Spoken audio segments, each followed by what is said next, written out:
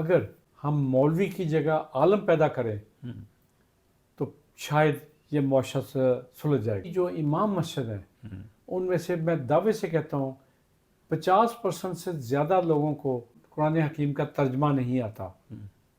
وہ صرف مدرسے سے حفظ کر کے آ گئے ہیں اور وہ لگ گئے ہیں. اب جنہوں نے قرآن کا ترجمہ ہی نہیں پڑھا، اس کی فہم ہی نہیں، تو اس کی تعلیم خود کیا لیں گے اور لوگوں کو کیا دیں گے.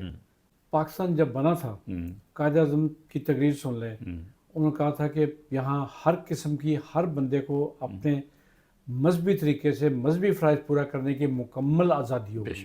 ہمارے موجودہ پرائم منسٹر شہباز شریف نے جو تقریر کی ہے اور جو افطاری دی تھی سفیروں کو، اس میں بھی یہی کہا، اور حقیقت بھی یہی ہے کہ آپ اپنی ایمانداری سے بتا دیں کہ اس سے ملتے وقت کبھی آپ نے پوچھا ہے کہ وہ عیسائی ہے، ہندو ہے، وہابی ہے، شیعہ ہے، سنی ہے؟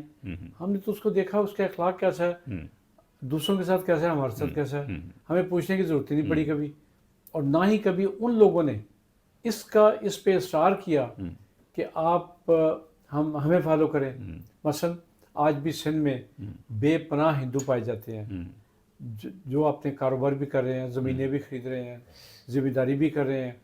اسی طرح باقی پنجاب میں بھی سارے ہر شہر میں بے پناہ عیسائی فرقے سے تعلق رکھنے والے بھی موجود ہیں جنہیں کبھی کوئی شکایت نہیں ہوئی. ہاں، جس طرح ہمارے ہاں جہالت ہے، ان میں بھی کوئی بعض جاہل لوگ بعض دفعہ جس طرح فالو کرتے ہیں. وہ اب فرانس میں جس طرح قرآن حکیم جلایا گیا تو یہاں بھی کوئی ایسے اکا دکا واقعات ہو جاتے ہیں، کوئی نادانی میں اور ان کو فالو کرتے ہوئے کوئی اگر ایسی حرکت کرتا ہے تو اس کے لیے قانون موجود ہے، لیکن ہم اس پہ بالکل قانون کا سہارا لینے کے بجائے ہم مردے مارنے پہ تل جاتے ہیں.